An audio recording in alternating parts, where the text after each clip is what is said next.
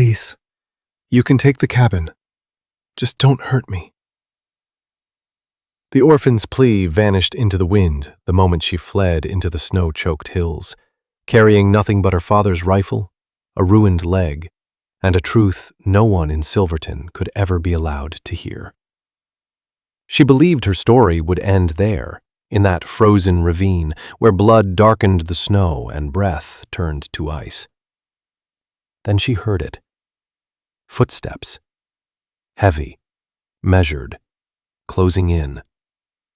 The Silverton locals spoke of him like a curse, a savage, a shadow in the canyons, a mountain Apache who slaughtered white women and vanished before dawn. Yet when Lila Hart finally lifted her eyes, what stared back at her wasn't hatred. It was something far more unsettling, something painfully human. At 22, Lila had lived alone in her family's mountain cabin for 8 long months, ever since fever tore through her home and stole both her parents within 3 days. Evan Hart had raised the cabin with his own hands, timber by timber, high in the Colorado mountains, where air burned the lungs and winter showed no mercy. Mary Hart had softened it. Flour sack curtains, wildflowers pressed between Bible pages, warmth stitched into every corner. Now Lila kept the place alive by habit alone, tending her mother's garden, feeding her father's chickens, and pretending she wasn't terrified every time night swallowed the mountains. Silverton sat 6 miles below, close enough to trade, far enough that no one checked on her unless they wanted something. And Rex Whitmore wanted something badly. He owned half of Silverton, the saloon, the general store, the lumber mill. But Lila's 40 acres blocked his access to a valley he needed for his logging operation. First came polite offers, then sharper ones. When she refused, Whitmore arrived with men whose stares promised violence. "A young woman alone up here," he'd said on his last visit, his smile colder than January stone. Accidents happen. Lila understood perfectly. Surrender the land, or lose everything her parents left behind. So she refused. That refusal brought them to her door on the worst night of the year. Would you risk your life to hold on to the last piece of home you had left? The November storm answered with fury. Rain turned to sleet, sleet to blinding snow. She was banking the fire when horses thundered outside. Her blood froze as Whitmore's voice cut through the wind. "Lila Hart, time to talk about those papers." There was finality in his tone. She had 30 seconds. Lila grabbed Evan's coat, shoved her feet into boots, and slipped out the back door into white chaos. Behind her, wood shattered. Her front door splintered beneath boots. "She's running!" someone shouted. "Let her go," Whitmore replied calmly. "She won't last an hour. We'll find her body come spring." Fear lent her speed she didn't know she had. She plunged into the trees, branches tearing at her face, snow flooding her boots. The slope steepened, her lungs burned, her hands went numb. She never saw the ravine. One step held solid ground. The next held nothing at all. The fall felt endless. Then it wasn't. Lila struck stone, tumbling hard, until her body stopped and something inside her snapped. Not pain at first, just wrongness. She lay half buried in snow, staring at a sky swallowed by storm. Her left leg bent at an angle no body should allow. When she tried to move, pain detonated, blinding white. She screamed. The mountain swallowed the sound. 2 days passed in frozen hell. Time dissolved. Cold gnawed at her bones. She dragged herself beneath a rock overhang, but it offered little mercy. Her legs swelled grotesquely. Even shifting a finger stole consciousness. By the second day, the storm vanished, leaving silence so complete it felt like death itself. Lila knew she was dying. She thought of her parents, the cabin, how Whitmore would burn it once the land was his. She was so lost in dying, she almost missed the shadow. It appeared above the ravine at sunset, a dark figure etched against the orange sky. At first she thought it a fever dream. Then it moved, descending the icy slope with impossible ease.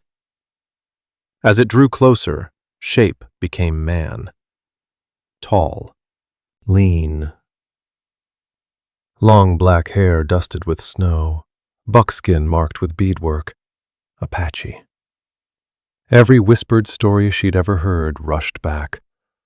They called him Talon, a ghost, a killer, something not fully human. He was climbing toward her, and she couldn't run, couldn't crawl. Summoning a voice she didn't know she still possessed, Lila whispered, "Please, you can take my cabin. Everything, just don't hurt me." Talon stopped a few paces away, studied her. Then he knelt. Up close, she saw scars that told quiet stories. Eyes not cruel, but heavy with sorrow. "White man do this to you?" he asked, his English clear enough to steal her breath. "Please," Lila Hart whispered, as the Apache reached the bottom of the ravine and began walking toward her. "Please, take the cabin. Take everything. Just don't hurt me." Talon stopped a few steps away. His dark eyes studied her in silence before he lowered himself beside her, every movement deliberate and controlled. Up close, Lila could see him clearly. Early 30s, strong bone structure, scars etched across his skin like old memories. His eyes held no cruelty, no coldness, only a quiet, aching sadness.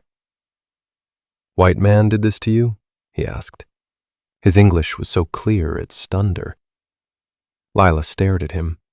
Of all the things she had expected, violence, silence, contempt, she had not expected concern. I fell," she said weakly. "I was running. Men wanted my land." Talon's jaw tightened. His gaze dropped to her leg, and something sharp flickered across his face, not aimed at her. "Leg broken. Bad," he said. "You stay here, you die. Maybe tonight." "I know," Lila whispered. "Maybe not." Talon reached into the leather pouch at his belt and drew out dried herbs, crushing them slowly between his fingers. "If you trust me, trust." The word hung between them, fragile as glass. This was the monster Silverton feared, yet his hands were gentle as he examined her leg, his voice steady, his eyes reflecting a pain she recognized. Shared pain. "Do I have a choice?" she asked. "Always choice," Talon replied. "You die here, free, or live and see what comes." "Help me," Lila whispered. "Please, help me." Talon nodded once. Then he began setting her leg with the practiced skill of someone who had done this before. As he secured a crude splint, Lila noticed the corner of a folded paper slipping from her coat pocket. Her father's letter, grabbed without thinking when she fled. Talon noticed it too. His hands froze. Slowly, carefully, he reached for it. Lila was too weak to resist. He unfolded the letter, his eyes scanning the words, and then his entire body stiffened. When he looked at her again, something had changed. Shock. Grief. "Your father," he said quietly. "Your father was Evan Hart. Yes, Lila whispered. did you know him? Talon refolded the letter, his fingers trembling. Your father was the only white man who ever called me friend. The words settled into the frozen air.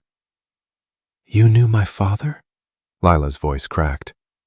How? Talon continued tightening the splint, slower now, more careful. 5 winters ago, I came down from the mountains, needed supplies, medicine. He paused, pain crossing his face. For my family. He tied the final knot with precision. Silverton locals spit when I walked past, called me savage, threw stones. His voice softened. Your father stepped between me and angry men. He said, "This man's money is as good as yours. He trades fair. You trade fair." Tears froze on Lila's cheeks. It sounded exactly like Evan Hart, the man who taught her that dignity had nothing to do with skin. He invited me to the cabin, Talon continued. Your mother, Mary Hart, gave me food, hot coffee. They treated me like... He searched for the word. like human. Not animal. Not ghost. Why didn't they tell me? Lila whispered. They were protecting you, Talon said. Silverton hates anyone who shows Apache kindness. Your father feared they would hurt you. He finished securing the splint. He had been right to worry. The truth settled over Lila like fresh snow. Even then, her father had been shielding her from hatred she hadn't known existed. I need to move you now, Talon said, his tone shifting. It will hurt. You scream. No one will hear. Understand? Lila nodded, bracing herself. Nothing prepared her. When Talon lifted her, pain detonated. White. Blinding. She screamed, unable to stop herself. The sound echoed once, then vanished into the vast mountain silence. Then she was pressed against his chest, and he was climbing, carrying her up the icy slope as if she weighed nothing. 3 days to my home, Talon said quietly. You're strong, like your father. You survive. Lila wanted to tell him she wasn't strong, that she was terrified, that every movement sent lightning through her shattered leg. But darkness claimed her. Consciousness came and went in waves. Each time she surfaced, she was still in Talon's arms, still moving through endless white. Snow began falling again, gentler, steady. It dusted his hair, settled on his shoulders, clung to Evan Hart's coat wrapped around her. How long? She managed once. 1 day, Talon replied. 2 more after. 1 full day he had carried her. You need rest, Lila murmured. I rest when you're safe. The words should have comforted her. Instead, they made her wonder what safety even meant anymore. Her cabin was gone. By now, Rex Whitmore would have taken it. The life she'd known, the walls her parents built, the routines that kept her sane, was gone with it. Everything familiar had been stripped away. All Lila Hart had left was a stranger who had known her father. An Apache warrior the Silverton locals called a monster, carrying her through a whiteout with a tenderness that tightened her chest and stole her breath. By the 2nd day, fever took hold. Lila's leg burned despite Talon's herbs, the wound swollen and angry. She could feel the heat pulsing outward, feel sickness creeping through her blood. Her thoughts loosened their grip. Reality bled into visions. She saw Mary Hart standing in the snow, smiling softly. She saw Evan Hart shaping the cabin, lifting each log with patient care. Then she saw Whitmore's face twist into something feral, teeth bared like a wolf. Stay with me, Talon's voice cut through the fever. Don't step into the dark. But the dark beckoned. It promised quiet, an end to pain. Tell me about them, Talon said suddenly. Your parents. Tell me. It was a rope thrown to a drowning woman. Lila clung to it. My father. He believed people were good, she murmured, words blurring together. Even when they proved him wrong. She swallowed. My mother. She made everything beautiful. Even a poor cabin felt like a palace when she touched it. They raised you right, Talon said. Taught you to be brave. I'm not brave, Lila whispered. I'm terrified. Being afraid and moving anyway, that is bravery. Through the fever, something shifted inside her. The man carrying her understood fear, Understood survival. Understood loss in a way Silverton never had. Your family, Lila breathed. The medicine you needed? Did it help? Talon's stride faltered, just once. No, he said quietly. I was too late. They died while I sat in your father's cabin, drinking coffee, speaking like civilized men. The grief in his voice cut clean through the haze. I'm sorry, she whispered. I am too. They traveled on in silence through the second night and into the third day. Lila's fever climbed. The world dissolved into white and pain and the steady rhythm of Talon's heartbeat beneath her ear. Once she opened her eyes to a sky filled with stars, so bright they felt within reach. Almost there, Talon murmured. Hold on. Why are you doing this? Lila asked, her voice barely sound. Why save me? He was quiet so long she thought he wouldn't answer. Because your father saved me first, Talon said at last. Not my body, my spirit. He reminded me I was human when the world tried to erase that. I owe him a debt.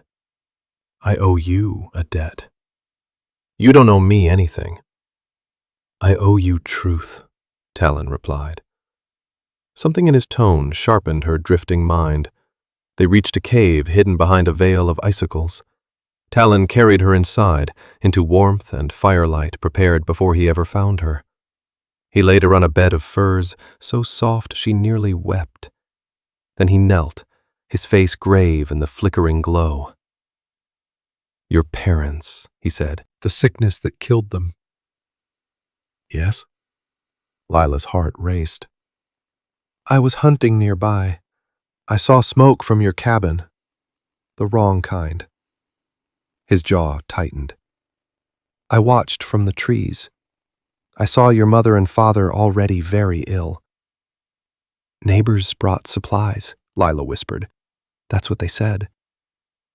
I saw who brought them, Talon said, his voice hardening. I saw him leave late at night, 3 days before your parents died. I remember him because your father trusted him, called him friend. Cold flooded her veins. Who? Talon met her gaze. Grief lived there, and fury. The truth you don't want, he said. Rex Whitmore. He continued, relentless. I watched him leave your cabin the night before they fell sick. After he left, I crept closer. I found a broken vial in the snow. Her world tipped. Empty, Talon said. Smelled of bitter almonds. Poison. Whitmore had murdered Evan and Mary Hart for their land. And she had mourned them while their killer walked free, drank in his saloon, shook hands with the law, and plotted to take the last thing they left her. You're certain? Lila breathed. I am certain, Talon said. I should have spoken, warned you. But who would believe an Apache over a respected man? He was right. No one in Silverton would have listened. No one in Silverton would have believed him. A town that branded him a monster would never imagine Rex Whitmore capable of murder. But Lila Hart believed it. God help her, she believed every word. The first week inside Talon's cave blurred into fever and pain. Infection raged through Lila's leg, despite the crushed herbs pressed into the wound, despite the poultices he replaced 3 times a day, despite the bitter teas he forced her to drink. She drifted between waking and delirium, sometimes opening her eyes to find him seated beside her, silent and watchful, like a guardian carved from stone. "Why don't you sleep?" she rasped once. "I sleep when you heal," Talon answered simply. The same reply he'd given on the trail. Lila was beginning to understand that Talon never gave anything halfway. When he chose a path, saving her, keeping her alive, he committed with everything he had. By the second week, the fever finally loosened its grip. One morning she woke to sunlight spilling through the cave mouth. For the first time in days, her thoughts were clear. Her legs still throbbed, but the pain no longer ruled her. It was bearable. Talon knelt by the fire, stirring something that smelled unexpectedly good. When he noticed her watching, his expression softened. "You're back," he said. "I went somewhere." Lila tried to sit up, wincing. "The fever took me far. I thought maybe I wouldn't come back." "Home," Talon said quietly. The word felt strange. This cave wasn't home. Then again, she didn't have one anymore. "How long?" she asked. 16 days since I found you in the ravine." 16 days.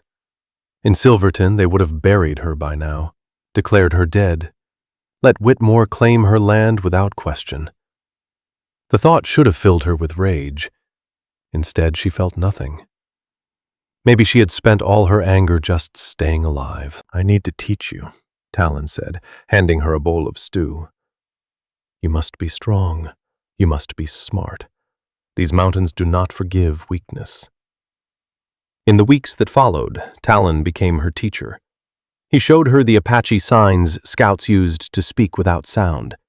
He taught her how to read the sky by the flight of birds, how to sense a storm before clouds formed, which plants healed and which ones killed without mercy. "Why are you teaching me all this?" Lila asked one afternoon as she practiced the sign for danger. Talon studied her for a long moment. "Because knowledge keeps you alive. Because you may need it." He paused. "Because I don't know how long you stay." The unspoken question hung between them. How long would she stay?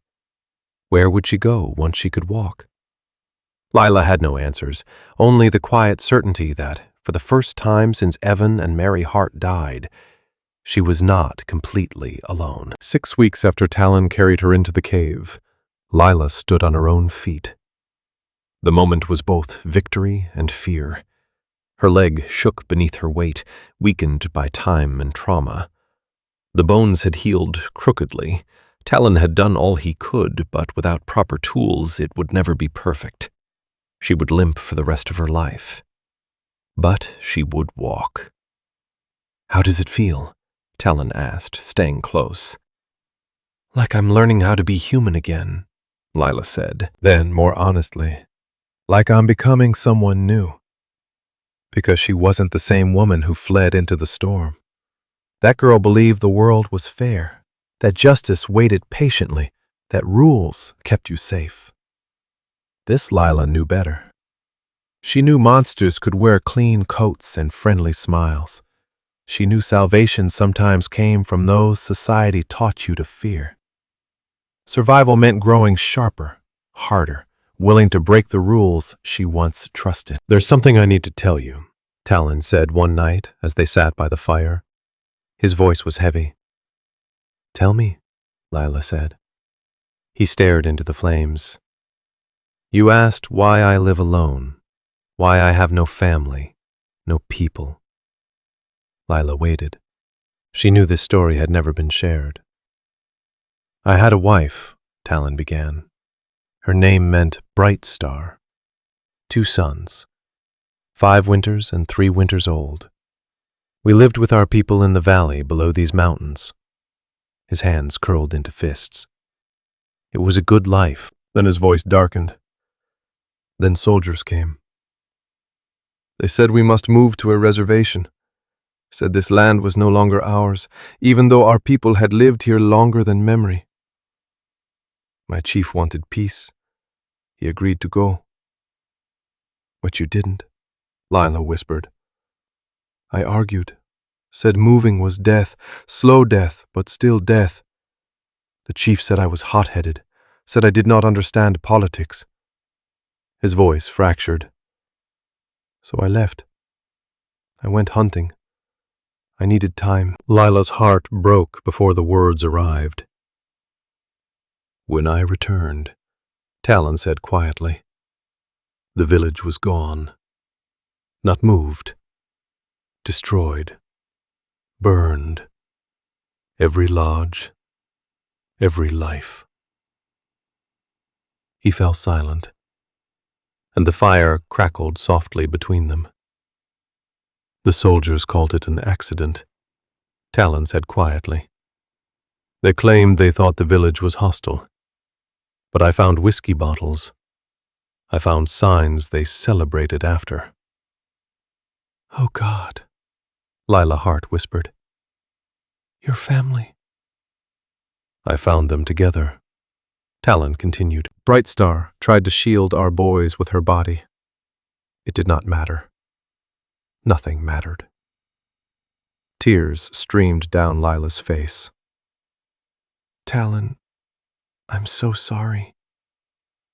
I buried them on the mountain, he said. Then I came here, to this cave. I decided I would live alone and die alone. Trust no one. He looked at her then, the firelight catching in his dark eyes. Then I found you, he said. And you reminded me of something I had forgotten. That not all white people are soldiers. Not all are like Rex Whitmore. Some are like your father, like your mother, like you. The weight of his words settled deep in Lila's chest. She understood what he was offering, not gratitude, but trust. The kind he had sworn never to give again. You could leave now, Talon said gently. Your leg is strong enough. I could take you to the next town, far from Silverton. You could begin again. Be safe. This was the choice. The moment that would shape everything that followed. Lila thought of Silverton, of the cabin that surely bore Whitmore's claim by now, of the life she had lost and the danger of returning. Then she thought of the cave, of the man who carried her for 3 days through snow and pain, who taught her how to survive. A man who understood loss the way she did, not as something that faded, but as something that hollowed you out and left you raw. What if I don't want to leave? Lila asked softly. Surprise crossed Talon's face. This is a hard life, he warned. Lonely. Dangerous. The Silverton locals will hate you if they know you live with an Apache. Let them hate me, Lila said. They left me to die. Whitmore will look for you, Talon said, when he realizes you're not dead. Let him look, she replied. I'm not afraid of him anymore. It was a lie. She was afraid of Rex Whitmore, but she was more afraid of being alone again, more afraid of walking away from the first place she had felt safe since Evan and Mary Hart died. Talon studied her for a long moment. Then he nodded, slow and deliberate. Then you stay, he said. We survive together. It was not a promise of love, not even friendship, but it was something. A partnership forged by survival, an alliance built on shared loss. It was enough. What neither of them knew was that 6 miles down the mountain, in the smoke-choked interior of Whitmore's saloon, a very different conversation was unfolding. "It's been 2 months," Rex Whitmore said to Sheriff Cal Mercer. "We need to declare the Hart girl dead. I've got buyers waiting for that land." "That seems quick," Mercer replied uneasily. "She could have reached another town." "She ran into a blizzard with a broken leg," Whitmore snapped. "She's dead. We just need to make it legal." From behind the bar, Abby Cole, who had worked for the Hart family since before Lila was born, froze. Her hands trembled as she set down a glass. "You can't do that," Abby said suddenly, her voice carrying across the room. "You can't just take her land." Whitmore turned on her, eyes cold. "The girl is dead, Abby."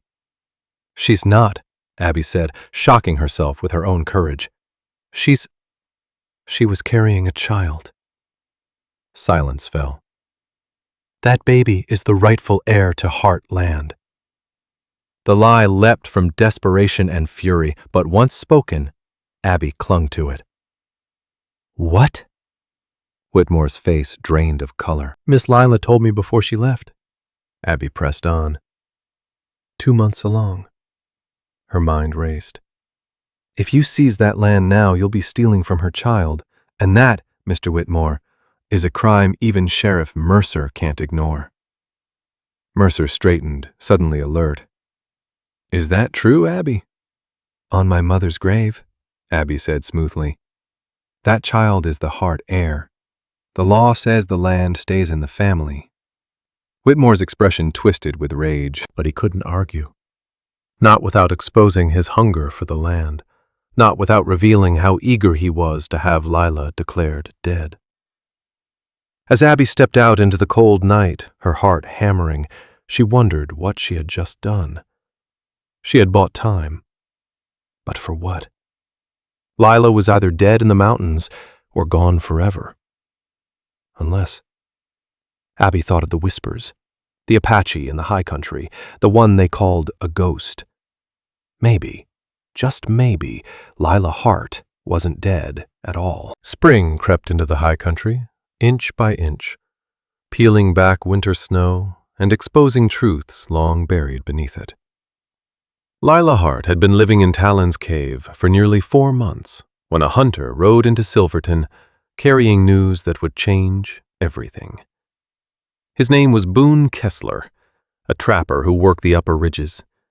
He told his story over whiskey in Rex Whitmore's saloon.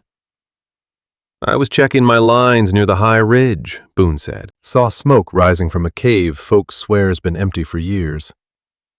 Then I saw them. 2 figures, a tall Apache and a woman with light hair." He leaned forward. "Swear to God, Whitmore. Looked just like the Hart girl. Limping, but alive as you or me." Whitmore's fingers tightened around his glass until his knuckles blanched. "You're certain?" "Certain enough.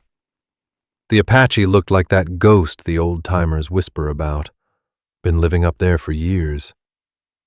Whitmore's thoughts raced. If Lila Hart was alive, everything unraveled. Abby Cole's claim about the child meant he couldn't seize the land outright, and if Lila returned, if she asked questions about her parents' deaths, then...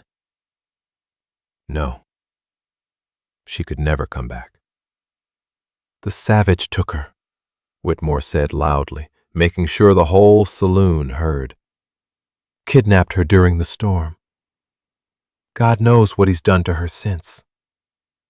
Outrage rippled through the room. "We have to rescue her," Whitmore continued, voice swelling with false virtue. "Form a proper force, bring her home, deal with that Apache once and for all." By sunset, 40 men stood ready. Some rode out of genuine concern. Others came for violence, for the excuse to hunt something dangerous. All believed they were doing something righteous. Only Sheriff Cal Mercer hesitated. Maybe we should confirm this. Send a small party. She's been held captive for 4 months, Whitmore snapped. Every hour we wait is another hour she suffers. He turned sharply. You riding with us, Sheriff? Or should I question your devotion to justice? Mercer swallowed his doubts and nodded. He would go. He would try to keep bloodshed to a minimum. Before dawn, as the men prepared to ride, Abby Cole slipped quietly into the darkness. She didn't know if Lila was truly alive. She didn't know if she'd reach her in time. But she had to try. Abby knew these mountains. She had grown up in them before Silverton ever existed. She took the steep trail, the dangerous one that cut a full day from the journey, and prayed her aging legs would hold. Lila was grinding corn outside the cave when she spotted a figure stumbling up the trail. Talon, she called sharply. He emerged at once, bow in hand, then lowered it when he recognized the visitor. Abby? Abby collapsed at the cave mouth, gasping. Lila rushed to her, helping her sit, pressing water into her hands. Miss Lila, Abby wheezed. Thank God you're alive. Abby, what are you doing here? How did you— No time, Abby cut in. Whitmore knows you're alive. He's bringing 40 men, says you were kidnapped. They'll be here by morning. The ground seemed to fall away beneath Lila. 40 men? She whispered. He'll kill you both, Abby said bluntly. Call it a rescue gone wrong. He can't let you come back asking questions about your parents. Talon's face hardened. We should run. Go deeper into the mountains. They won't find us. No, Lila said firmly. The word surprised even her. Abby and Talon both stared. No more running, Lila continued, her voice steadying. I ran once. I nearly died. I'm done letting that man chase me. There are 40 of them, Talon said carefully. 2 of us. Then we make sure they don't want to fight. She turned to Abby. My father, did he keep journals? Records? Understanding lit Abby's eyes. Yes, in the cellar. Hidden under the floorboards, southwest corner. Can you get them? Child, Whitmore's men are watching. Please. Those journals are the only proof of what he did. Abby studied Lila's face and saw what hadn't been there 4 months ago. This was no frightened girl fleeing into a storm. This was a woman who had survived. I'll get them, Abby said. But you must be smart. Whitmore isn't coming to talk. I know, Lila said, turning to Talon. We need to prepare. After Abby disappeared down the trail, moving faster than a woman her age should, Lila and Talon spent the night planning. You understand what you're asking, Talon said. If this fails, we die. If we run, we hide forever. I'm done hiding, Lila said, meeting his gaze. I'm done letting men like Rex Whitmore take everything from me. Something shifted in Talon's expression. Respect, recognition, perhaps pride. Your father would be proud, he said quietly. I hope so. They worked until dawn. Talon positioned the weapons with intention, not as a threat, but as a statement. They were not preparing to attack. They were showing that they could defend themselves if forced. Lila Hart prepared the cave. She made certain it looked lived in, warm, chosen. She wanted anyone who stepped inside to understand immediately that this was a home, not a prison.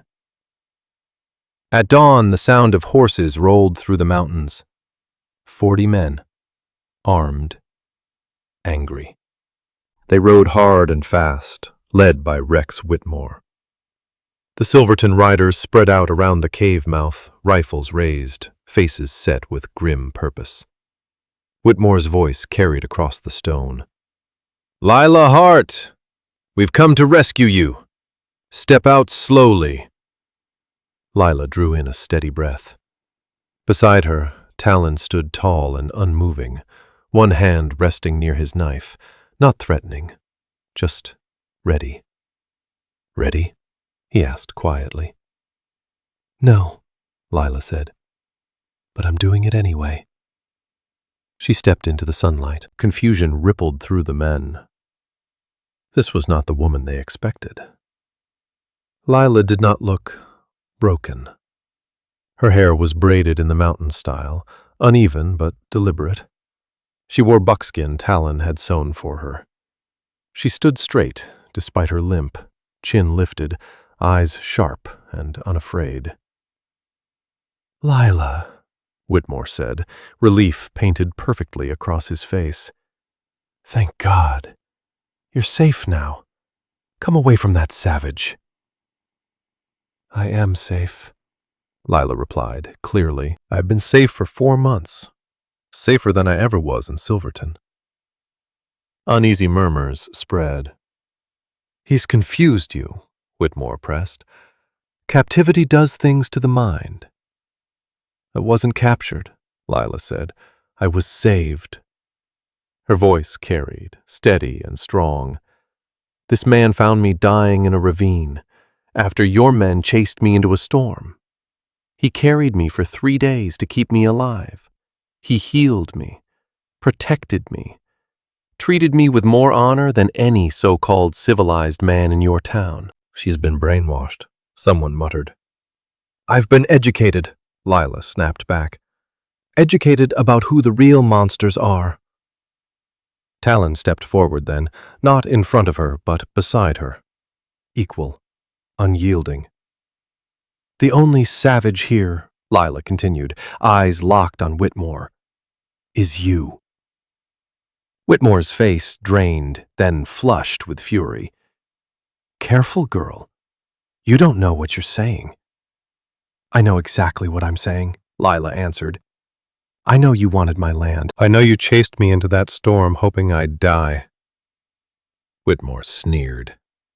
"Prove it."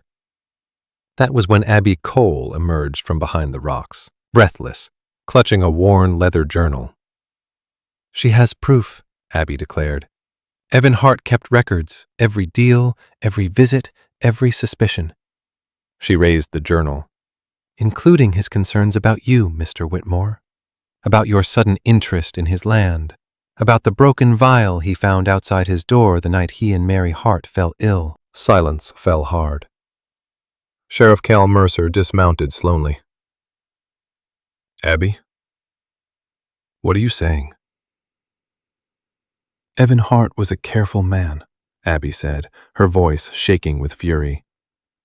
"He knew something was wrong when the fever came so fast. He started digging. He learned Whitmore had been buying land all through these mountains." She swallowed. "He learned there was gold here. Gold Whitmore knew about and kept quiet." "Lies," Whitmore barked. "The ramblings of a dying man." "Then you won't mind if the sheriff reads it," Lila said calmly. Whitmore's hand twitched toward his gun. Everything happened at once. Talon's bow was up, arrow drawn, aimed straight at Whitmore's heart. Half the riders raised their rifles. Mercer shouted for order. And Lila stepped forward, directly into the line of fire. She placed a hand on her stomach. "Stop," she said quietly. The gesture froze them. "I'm carrying a child," Lila said clearly. "That child is the heir to Heartland. That child belongs to 2 worlds, White and Apache." Her voice did not shake. "That child will grow up knowing the truth about what happened here." The revelation struck like thunder. Weapons lowered. Men stared. This was not the helpless victim they'd come to save. "You chose this?" Mercer asked softly. "You chose to stay with him?" Lila turned to Talon, the man who carried her through death, taught her survival, showed her that honor was not owned by civilization. "I chose life over death," she said. "I chose honor over fear. She met Talon's eyes. I chose him. Something softened in Talon's expression. His dark gaze held hers, and in it was respect, trust, and a future neither of them had planned, but both were ready to defend. And now, Lila Hart said, turning back to Rex Whitmore, you're going to answer for what you did to my parents. Sheriff Cal Mercer took the journal from Abby Cole's shaking hands. The mountains seemed to hold their breath as he read. Page after page, Evan Hart's handwriting remained steady and precise. Dates, meetings, the broken vial found in the snow, growing suspicion, mounting fear. And on the final page, written with a trembling hand the night before his death, if you're reading this, I was right. Rex Whitmore poisoned us. He wants our land. Protect Lila. Trust Talon. He is the only one who saw. Lies, Whitmore spat, his hand hovering near his gun. The ravings of a dying man. Then explain the vial, Mercer said quietly. The dates line up. The symptoms match arsenic poisoning, not fever. His voice hardened. And explain why you were so eager to declare Lila dead, and why you rode up here with 40 armed men. I was trying to help. You were trying to finish what you started. Mercer's hand moved to his revolver. Rex Whitmore, you are under arrest for the murders of Evan and Mary Hart. For a heartbeat, time stopped. Then Whitmore moved.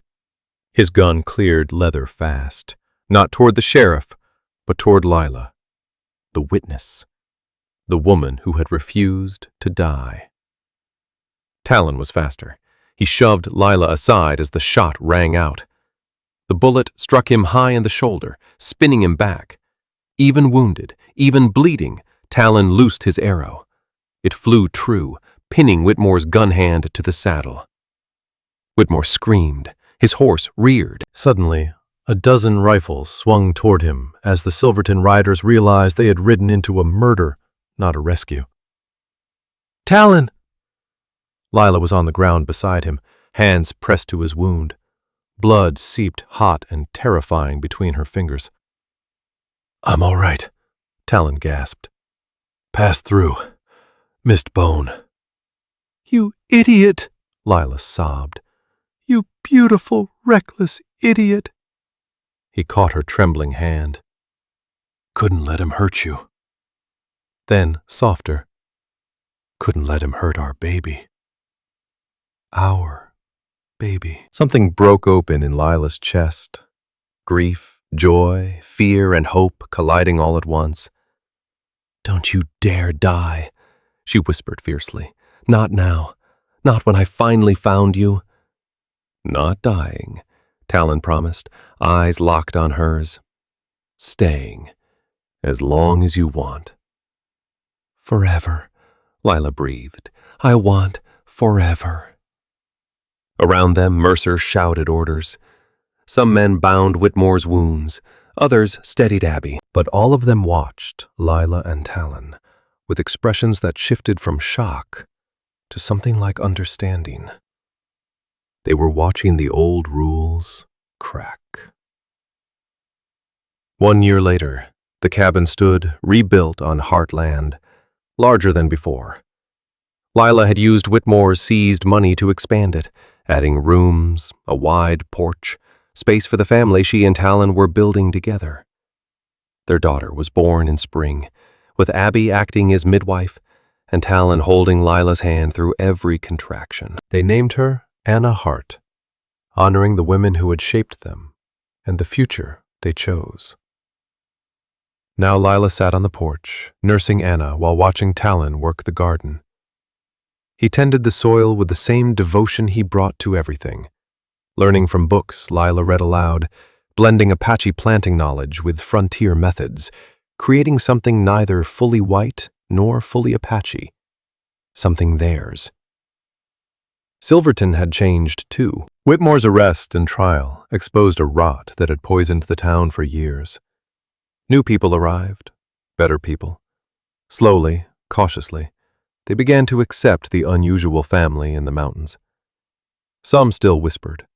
Lila had learned whispers only mattered if you let them.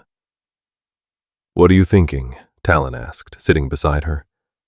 "That I almost let fear win," Lila said softly. "That night in the ravine, I thought death was easier than whatever came next." Talon brushed a gentle hand over Anna's dark hair. "What came next was life." "Life," Lila echoed, looking at their daughter, their home, their impossible, beautiful world. "The town cast me out, tried to kill me, told me I was nothing." "They were wrong." Lila leaned into Talon's warmth, his heartbeat steady against her shoulder. "Everything I thought I needed, respectability, approval, safety, none of it mattered. What mattered," Talon said quietly, "was being seen." "I see you," he continued, "strong enough to survive, brave enough to choose love when the world said you shouldn't." Anna stirred, making small, contented sounds. Down the path Abby approached with fresh bread. The garden thrived, and at last, so did they. The mountains rose timeless and vast beneath a clear blue sky. This was home.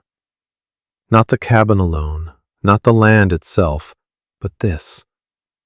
The family they had chosen, the love they had built, the life shaped from the ashes of everything they had lost. "Thank you," Lila Hart whispered. "For what?" Talon asked. "For finding me in that ravine. For carrying me when I couldn't walk. For showing me that the end of one life can be the beginning of something better." Talon smiled.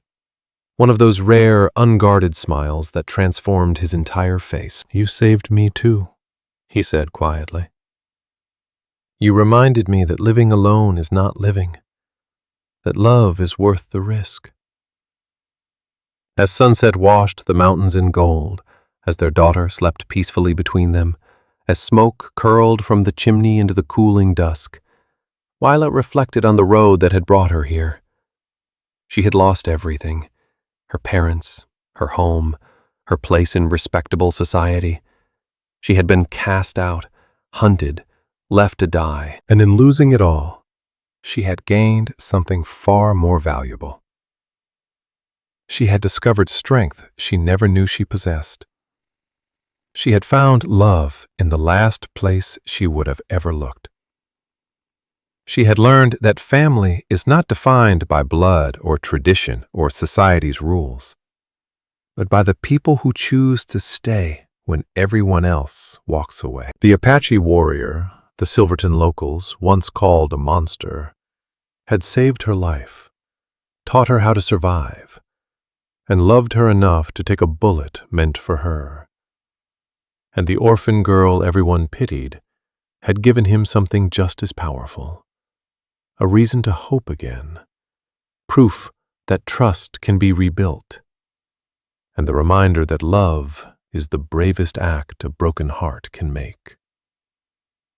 This is the story of a woman who begged a savage not to kill her, and discovered he was the most honorable man she had ever known. A reminder that sometimes the people society tells you to fear are the very ones who will save you. That courage is choosing love when the world demands you choose safety.